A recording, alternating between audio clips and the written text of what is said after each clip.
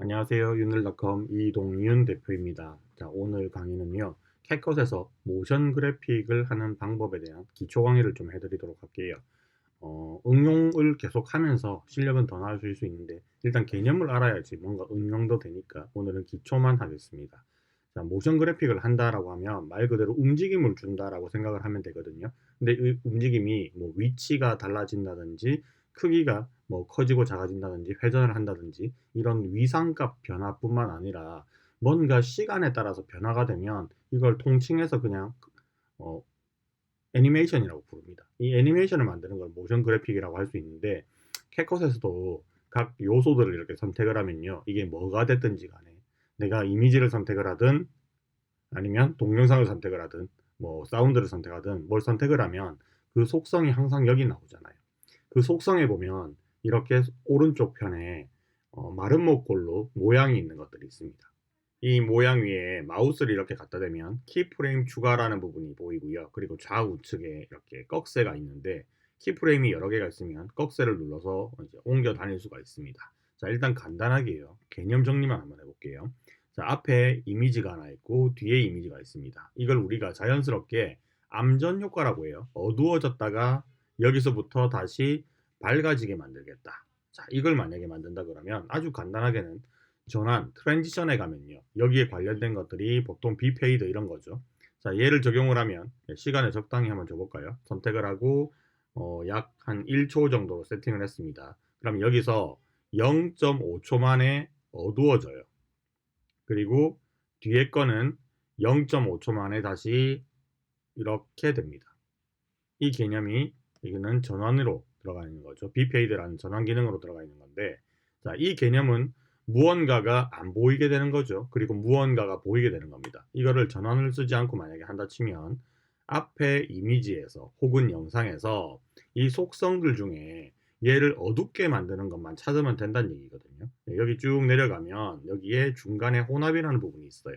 자, 이 혼합을 켜보면 중간에 불투명도라는 게 있는데 이게 마찬가지로 이런 겁니다. 이런 거, 이런 거. 자, 불투명도. 그러니까 불투명.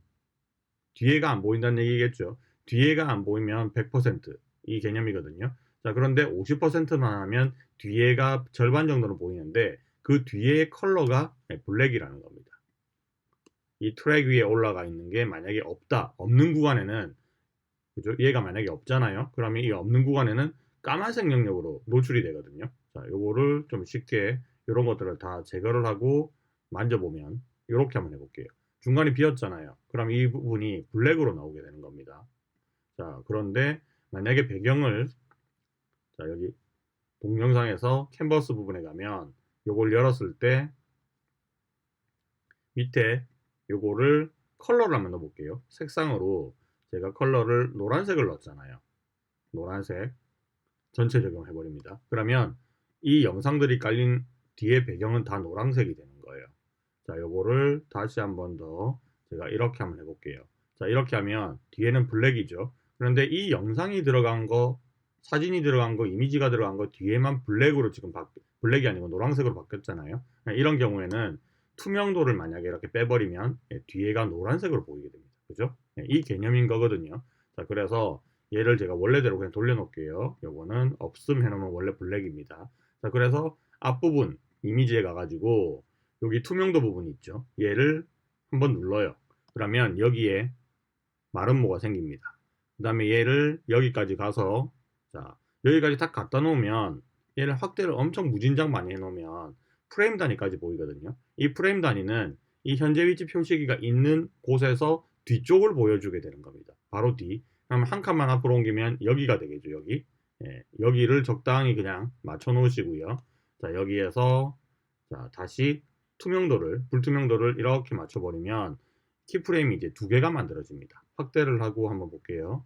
자, 확대하고 보면 앞에 키프레임이 하나 있고 뒤에가 키프레임이 있죠. 자, 이렇게 키프레임이 하는 역할이 뭐냐 그러면 이 시간대에, 이 시각에 여기에 있는 이 이미지 클립에 불투명도라는 속성이 100을 가지고 있다라는 뜻이고요. 여기에서는 이 시각에 불투명도를 0을 가지고 있다는 거예요. 그럼 이 안에서는 100부터 0까지 자동으로 계산을 해줍니다. 그래서 마우스를 이렇게 제가 움직여 보면, 이렇게 잡아당겨 보면 이 부분도 바뀌는 걸 볼 수가 있을 거예요. 그래서 중간 값들을 일일이 넣어주지 않아도 여기서부터 여기까지를 걸리는 시간으로 n분의 1을 나눕니다. 그래서 조금씩 투명도를 아예 0으로 만들어 버리는 거예요. 자, 그렇게 플레이를 해보면 얘는 점차 어두워지겠죠. 자, 그런데 이 사이에 만약에 거리가, 이 점과 점 사이의 거리는 클릭을 해서 잡아당기면 움직일 수가 있거든요. 그러면 거리가 멀어졌잖아요. 가지고 있는 값은 100이고 0인 거는 마찬가지인데, 여기서부터 여기까지 시간이 늘어나다 보니까 자, 얘가 어둡게 변하는 그 과정이 좀 더 천천히 일어나는 거고, 얘를 좀 더 여기로 옮겨 놓으면 시간이 더 길어지니까 어둡게 바뀌는 시간이 더 길게 느껴지는 거죠. 자, 이 원리를 이용을 해서 이제 값의 차이를 변화를 시키는 게 애니메이션을 한다라고 생각하면 됩니다. 그럼 뒤에 쪽에도 마찬가지로 선택을 하고, 자, 여기에서 혼합 속성에서 불투명도를 선택을 하고 0을 만들어요. 그럼 안 보이겠죠? 자, 얘를 보이고 싶은 구간까지 시간을 충분히 주고, 자, 여기서 이걸 한 번 더 클릭을 해도 되고 안 해도 됩니다. 최초에는 한 번 클릭을 해야 되는데, 이 값을 쓰기 위해서 한 번 적용이 돼 있으면 그 다음에는 이 값만 바로 이렇게 설정을 해주시면 그게 바로 적용이 되면서 키프레임도 추가가 돼요. 여기 자동으로 생겼죠? 자, 그럼 여기는 안 보이다가 보이는, 불투명도가 0이었다가 100으로 되는 상황이 만들어집니다. 자, 이거를 두 개를 연속적으로 이렇게 나란히 보면 어두워졌다가 밝아지는, 이런 효과가 만들어지겠죠. 자, 그런데 이런 효과를 아까 전에 장면 전환에서 요 비페이드를 쓰면 되는데 왜 굳이 이렇게 복잡하게 수동으로 애니메이션을 하느냐? 그냥 개념에 대한 파악이라고 생각을 하면 되고요. 자, 얘는 걸리는 시간을 내 마음대로 조정을 할 수가 있잖아요. 이렇게 길게 조정을 할 수가 있죠. 짧게 조정을 할 수도 있고. 그럼 얘는 충분히 내가 원하는 만큼 암전 효과를 만들어낼 수가 있거든요. 그런데 만약에 이 비페이드라는 효과를 쓰면 어떻게 되느냐? 자, 이거를 원래대로 날릴게요. 원래대로 날릴 때는 이 리콜 버튼을 한 번씩 눌러주면 여기에 적용되어 있는 애니메이션이 싹 다 날아갑니다. 자, 원래대로 돌아왔죠? 자, 이 상태에서 비페이드를 만약에 적용을 했다. 그럼 비페이드도 속성에 가면 이 시간을 설정을 할 수가 있거든요. 근데 시간이 최대치란 게 정해져 있습니다. 이 최대치는 앞이라든지 뒤라든지 이런 영상의 전체 길이에 따라서 이 부분이 결정이 되는 거기 때문에 내가 이거를 더 길게 쓰고 싶어서 막 이렇게 숫자를 바꾸든지 뭘 하더라도 이게 안 바뀝니다. 고정돼 있다는 거죠. 그리고 얘는 양쪽으로 똑같은 값만큼 적용이 돼서 이거를 뭐 좌우로 움직이거나 하는 게 안 돼요. 그러니까 똑같이 여기 접합 부분 있죠. 편집점에서 똑같은 거리만큼 이제 이렇게 암전 효과가 적용되는 거죠. 근데 이거를 안 쓰고 여기다 키프레임을 일일이 설정해서 불투명 효과를 만약에 줬다 치면 내가 원하는 만큼 설정을 할 수가 있습니다. 자, 뭐 이런 개념인데 사실 저도 이렇게 안 해요. 그냥 편한 게 있으니까 그냥 이걸 쓸 뿐이고, 비페이드 시간을 더 길게 쓰고 싶다? 사실 그런 경우가 그렇게 흔치 않기 때문에 자주 하는 건 아니죠. 그래서 여기서 불편하게 일일이 하지는 않습니다. 자, 이렇게 값 변화를 2개 이상 주면 뭔가를 할 수가 있다는 거예요. 자, 만약에 여기에서 이 시점에서 속성에 보면 여기에 위치라는 것도 있고 회전도 있고 크기라는 것도 있잖아요. 이 세 개의 속성이 한꺼번에 변형에 묶어져 있거든요. 그러니까 얘를 누르면 한꺼번에 적용이 되고, 만약에 얘를 누르면 크기만 조절이 된다는 개념이에요. 자, 저는 그냥 쓰든 안 쓰든 한꺼번에 다 눌렀습니다. 그리고 적당히 시간을 주고, 자, 여기에서 여기 확대 위치 회전이 있잖아요. 자, 만약에 이렇게 하면 이 개념이 뭐겠어요? 확대겠죠. 줄어들었잖아요. 50%로. 그러면 이 구간에서는 플레이를 해보면 줄어드는 애니메이션이 될 거고요. 자, 만약에 내가 중간에서 이런 것도 한번 해볼까요? 자, 여기서 이 중간까지 간 다음에 여기를 뭐만 쓸 거냐 하면 회전만 한번 줘볼까요? 회전은 여기를 자꾸 돌려도 회전이니까. 자, 이렇게 회전을 줬습니다. 이만큼. 자, 그러면 여기는 회전값을 내가 입력을 하진 않았는데 원래 회전은 0의 값을 가지고 있었어요. 그리고 얘를 클릭했기 때문에 원래부터 값을 가지고 있었고, 그리고 여기도 마찬가지로 여기 부분 있죠. 자, 여기도 값을 가지고 있어야 되는데 제가 딴 건 건드리지 않았잖아요. 그러니까 앞에서 적용한 거 그대로 먹고 가는 겁니다. 자, 여기서 이렇게 각이 돌아가죠. 이 상태에서는 다시 원래대로 돌아가지는 않습니다. 왜? 이게 눌러져 있지 않기 때문에. 그래서 만약에 이걸 원래대로 바꾸고 싶다고 하면 얘를 돌려놓고 이렇게 하면 되겠죠. 이렇게 하고 다시 이렇게 해놓으면, 자, 얘는 이렇게 됐다가 이렇게 될 겁니다. 그러면 아까 전에 그 사이즈가 작아지는 거는 풀려버린 거겠죠. 예, 여기서 한 번 더 이렇게 해주면 얘는 이렇게 작아졌다가 커지면서 다시 원래대로 돌아가게 될 겁니다. 자, 이렇게 키 값이 두 개가 있으면 그 안에서 애니메이션이 한 차례 발생하고요. 그리고 여기서부터 여기까지도 키 값이 있잖아요. 자, 애니메이션이 또 한 차례 발생을 하죠. 자, 얘는 반복적인 거예요. 작아졌다 다시 커지면서 회전하는, 이게 반복되게끔 지금 만들어 놨습니다. 자, 만약에 뭔가 물체가 화면상으로 움직이게 하고 싶다. 자, 요 애니메이션을 날려버릴게요. 자, 뭔가 화면상에서 움직이게 하고 싶다. 그러면 그런 요소들을 하나 가지고 오면 되겠죠. 제가 여기서 스티커에서 뭔가 요소를 하나 가지고 올게요. 뭐 예를 들면 이런 것들, 이런 것들, 움직이는 스티커. 자, 얘를 하나 가지고 왔다고 쳐요. 자, 화면에 있습니다. 자, 얘가 원래부터는 여기 있다고 쳐요.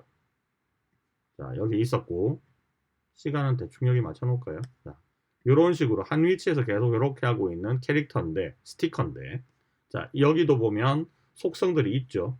자, 여기 캐릭터 속성은 뭐 애니메이션, 요건 안에 뭐 키프레임 같은 개념은 없으니까 요건 패스. 트래킹도 키프레임 개념 없으니까 패스하고, 스티커에서 보면 변형이란 값안에 이게 다 숨어 있죠. 크기, 위치, 회전이란 게 있어요. 자, 만약에 내가 얘를 여기서 이까지 쭉 움직이게 하고 싶다. 그러면 키가 두 개면 된다는 얘기잖아요. 키 값이 처음에 여기 처음이죠. 여기서 뭐 그냥 다 눌러요. 뭘 쓸지 모르니까. 그리고 여기쯤에 옵니다. 거의 끝쯤에 와서 여기에 값이 변화가 돼야 되겠죠. 그래서 제가 얘를 여기까지 옮겼습니다. 그럼 뭐만 바뀌었어요? 위치라는 개념이 바뀐 거죠. 네, 바뀐 것만 이렇게 적용이 딱 됩니다. 자, 그런데 내가 여기서 얘를 사이즈를 작게 줄였어요. 그러면 두 번째 이 확대라는 크기에 대한 값도 여기 적용이 돼 버린 겁니다. 앞과 뒤에 차이가 발생하기 시작한 거죠. 그리고 제가 여기다가 심지어는 한 바퀴, 두 바퀴를 이렇게 돌리잖아요. 그럼 얘는 각도도 지금 두 바퀴 정도가 돌아간 거죠. 자, 이거를 알아서 계산을 해줍니다. 돌면서 해당 위치까지 가면서 사이즈도 좀 작아졌죠. 조금 더 수정할까요? 좀 더 작게. 자, 그럼 확실히 보이겠죠? 플레이하면 이렇게 됩니다. 자, 그럼 중간에 이 중간 있잖아요. 자동으로 계산해 준다 했죠? 근데 이 중간도 여기서부터 출발을 했잖아요. 근데 얘를 여기에 일단 갖다 놓으면 중간 과정을 지가 알아서 또 만들어요. 그리고 여기까지 와서 원래 위치까지 가려고 하죠. 근데 여기서도 내가 여기까지 간 다음에 여기까지 가라고 하면 최단 거리가 이렇게 돼버릴 겁니다.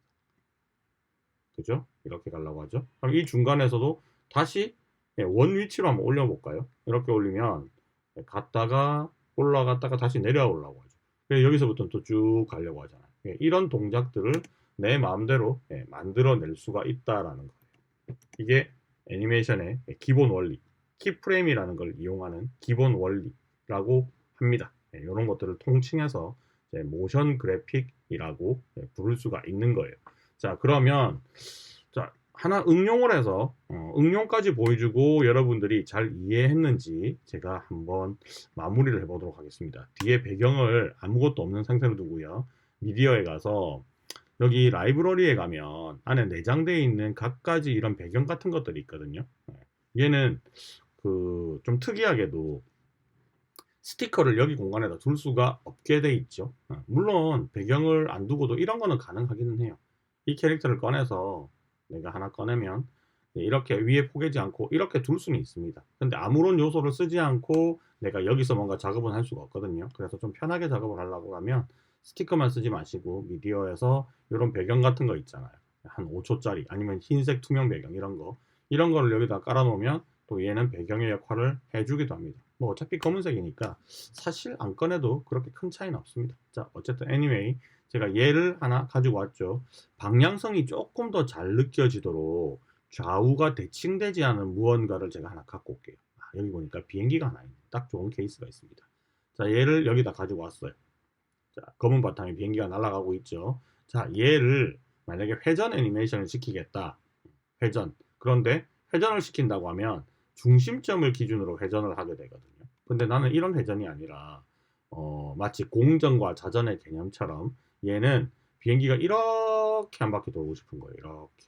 이 중심을 기준으로 캔버스의 중심을 기준으로 하되 비행기는 여기서부터 이렇게 한 바퀴가 돌고 싶다. 이런 개념들이 있죠. 그런 걸 만들기 위해서는 여기 값이 하나 더 필요하거든요. 프리미어라든지 이런 거에 가면 이 속성 중에 앵커라는 속성이 있어요. 중심값이라는 게 있는데 얘는 그 중심값이라는 개념이 아예 없습니다. 그래서 얘를 만약에 한 바퀴 도는 애니메이션 만들고 싶다면 이렇게 하시면 돼요. 자, 얘를 내가 출발 위치에 일단 출발을 시켜 놓는 거죠. 이 상태에서 요것만 오른쪽 버튼을 눌러서 얘를 복합 클립으로 만들면요. 이거 통째로가 캔버스 사이즈하고 같은 크기로 복합 클립이 만들어집니다. 이게 한 덩어리가 된 거예요. 아까 전에는 비행기 하나만 움직일 수 있었죠. 지금 이게 덩어리가 된 겁니다. 눈에 보이지 않는 어떤 영역이랑. 이 상태에서 중심은 여기겠죠. 당연히. 이 물체의 중심. 복합 클립으로 만들었으니까 얘는 이제 스티커가 아니고 복합 클립이라는 동영상 비스무리한 녀석이 돼버린 거예요. 자, 여기서 만약에 회전을 주겠다 하면 자, 회전값 여기 있으니까 회전 있죠. 자, 이 회전값을 건드려 보면 이렇게 회전을 할 수가 있는 겁니다. 자, 이제 개념이 조금 잡히기 시작하시나요? 자, 이렇게 해서 내가 비행기 출발 위치를 시작하는 위치를 이쯤에 둘게요. 그냥 편하게. 자, 여기서 내가 원하는 값은 회전만 할 거야. 그럼 얘만 눌러도 돼요. 굳이 여기서 이걸 다 누를 필요는 없지만 자, 요걸 눌렀습니다. 그리고 적당히 시간을 주고 자, 여기서 한 번 더 눌러도 되고 아니면 회전값을 한 바퀴 돌겠다면 360을 입력을 하면 한 바퀴가 되겠죠. 그러면 비행기가 거꾸로 돕니다. 왜? 시계 방향이잖아요. 그럼 반대로 만약에 돌리려면 이거 어떻게 되겠어요? 360이 아니라 마이너스 360이 되면 되겠죠. 그러면 여기서부터 이렇게 비행기가 한 바퀴 돌게 됩니다. 자, 플레이를 한번 시켜보면 이런 느낌이 될 거예요. 너무 빨리 돌아요. 그죠? 천천히 하고 싶으면 어떻게? 이 점을 좀 더 이렇게 해놓으면 점과 점 사이가 걸어지면 시간이 오래 걸리는 개념이니까 조금 더 천천히 돌 수가 있을 겁니다. 자, 여기까지 이해되시나요? 자, 그러면 여기서 비행기가 돌면서 만약에 이렇게 돌면서 스파이럴하게 안으로 몰리게 하면 어떻게 될까요? 그거는 여기다가 값을 하나 더 넣으면 됩니다. 여기에서 비행기의 크기 있죠. 크기는 확대니까 얘를 하나 눌러놓고 여기에 와서 비행기의 크기를 이렇게 좀 줄여요. 줄이면 가운데로 몰리겠죠. 이렇게. 그러면 비행기가 작아지는 거랑 회전하는 게 동시에 발생하는 일이 되는 거니까 이렇게 돌면서 안으로 들어가면서 스파이럴 할 수 있게 된다라는 개념이 될 겁니다. 이중 애니메이션 같은 거예요. 자, 그런데 만약에 이게 이렇게 돌 때 있잖아요. 안에 더블 클릭을 하면 복합 클립 안으로 들어갈 수 있죠. 이 안에 들어가서 이 비행기를 위아래로 덜컹덜컹 거리게 만들고 싶거든요. 한번 해볼까요? 자, 여기서 키 값을 하나 줘요. 뭐 지금 위치만 바꾸면 되겠지만 위치 하나만 잡고 지금 이 상태에서 얘를 조금만 옆으로 움직여요. 몇 프레임 정도만. 이 상태에서 얘를 밑으로 약간 당깁니다. 그러면 비행기가 밑으로 내려오겠죠. 그리고 다시 여기 위치에 가서 비행기를 조금만 더 위로 올려놔요. 원래 위치보다. 그러면 얘는 내려왔다 올라갔다 이게 반복될 거잖아요. 내려왔다 올라왔다. 자, 그러면 이 세 개의 키값들 있죠. 이 세 개의 키값. 이 세 개를 보통 동시에 선택할 수 있는 기능이 다른 프로그램이 있는데 얘는 그런 프로그램이 아니에요. 그래서 만약에 여러분들이 덜컹덜컹덜컹 하는 걸 만들고 싶다 그러면 이걸 반복적으로 좀 하긴 해야 됩니다. 이게 뭐 애프터 이펙트나 이런 거에 비해서 살짝 좀 귀찮은 부분이 있기는 한데 어쨌든 얘를 여러분들이 이렇게 내부에서 한번 해주기만 하면 이 구간은 이렇게 덜컹덜컹 움직이는 구간이 되는 거잖아요. 그죠? 그래서 계속적으로 하든 아니면 얘를 좀 텀을 주고 또 한번 아래로 내렸다가 여기서 좀 올렸다가 또 여기 와서 또 아래로 좀 내렸다가 자, 이거를 해줘요. 자, 이만큼만 할게요. 그러면 얘는 플레이하면 덜컹덜컹덜컹 이렇게 되겠죠. 자, 이걸 복합 클립 밖으로 나가면 복합 클립 내에서는 얘가 흔들거리는 게 있을 거고, 그죠? 흔들거리는 게 있을 거고, 돌 때도 이게 움직이게 되겠죠. 이렇게 이중으로 애니메이션을 할 수도 있습니다. 자, 처음에는 요게 애니메이션이 여기서부터 시작하니까 쓸데없이 덜컹덜컹 거리다가 그 다음에 회전하게 되는데 이 값을 여기까지 바짝 당겨 놓으면 처음부터 회전을 할 때부터 덜컹덜컹 거리면서 이렇게 움직이게 될 수도 있다 라는 개념이에요. 그래서 애니메이션을 안에다가 복합 클립 안 속에다가 또 더 넣어가지고 2중, 3중 이런 복잡한 애니메이션도 키프레임으로 충분히 만들어낼 수 있습니다. 물론 이건 잘 쓰는 방법은 아니지만 이런 것도 가능하다라는 거예요. 자, 이렇게 뭐 스티커 같은 것만 가능하느냐? 아니죠. 당연히 글자도 가능합니다. 이 글자에다가 제가 뭐 하나 써볼게요. 뭐 여기다가 움직임이라고 글을 하나 썼습니다. 자, 이 글도 뭐 얘를 복합 클립으로 만들든 만들지 않든 아무 상관없어요. 왜냐하면 글에도 이렇게 움직이다 보면 변형이란 게 중간점에 속성이 있거든요. 자, 그러면 내가 이 글에다가 글을 이렇게 커졌다 작아졌다 하는 걸 만약에 하고 싶다. 그러면 여기서 요걸 누르면 다 값이 먹잖아요. 그래서 시간을 조금 더 주고 여기서는 확대만 살짝 하고 그 다음에 여기서 조금만 더 뒤로 당겨서 다시 사이즈를 좀 줄였다. 그 다음에 다시 요만큼 와서 좀 크게 했다. 그 다음에 다시 요만큼 와서 좀 줄였다. 이걸 반복을 하면 이 글자는 마치 쿵쾅거리는 것처럼 쿵쾅쿵쾅 이렇게 되겠죠. 뭐 이런 것들을 사람의 말이나 음악에 맞춰갖고 박자감 있게 조금 맞춰주시면 이제 타이포 모션, 타이포 그래픽 애니메이션 같은 것도 만들 수가 있습니다. 자, 여기서 뭐 어떤 구간에는 커졌을 때 있죠. 커졌을 때 구간에는 이렇게 회전값도 한번 살짝 넣어봐요. 그럼 얘는 뭐 이렇게도 돌아갈 수 있겠죠. 자, 뭐 이런 것도 가능해지는 거고. 그래서 요 점들이 요 키프레임이라는 게 보이면요. 모두 다 애니메이션을 할 수 있다라고 생각을 하시면 돼요. 만약에 자, 여기 지금 색상이 있잖아요. 그죠? 색상도 여기서부터 내가 이렇게 해놓고 애니메이션 적용하겠다 그러면 여기서 빨간색으로 바꾸잖아요. 그럼 흰색에서 붉은색으로 바뀌는 과정이 표현이 됩니다. 자, 이렇게 표현이 되겠죠. 이런 게 다 가능해진다는 거예요. 빨주노초 파남보로 뭔가 변하겠다 그러면 여기서는 한 번 더 선택을 하고 주황색으로 바꿔주면 자, 주황색으로 바뀔 거고 여기 와서 또 하나 더 가서 노란색으로 바뀌면 당연히 노란색으로 바뀌겠죠. 뭐 이렇게 색 변화 같은 것도 애니메이션을 다 할 수 있어요.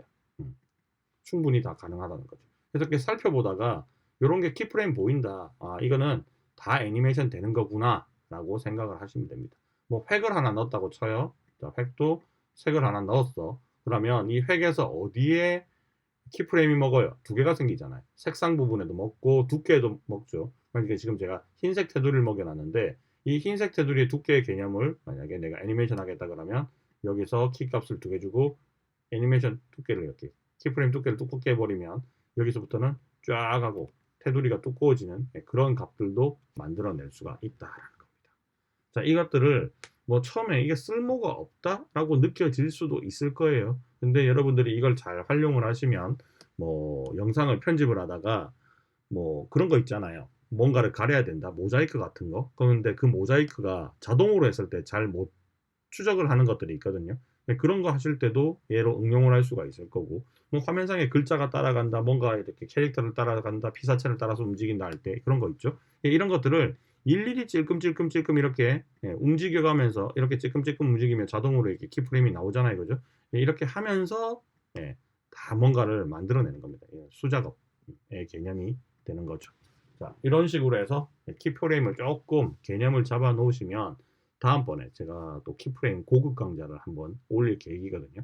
그때까지 충분히 좀 연습을 해 놓으시면 좋을 것 같습니다. 자, 오늘은 여기까지 하고 마무리할게요. 자, 강의 들으신다고 고생하셨습니다. 자, 여기까지 강의는 윤들닷컴의 이동윤이었습니다. 안녕.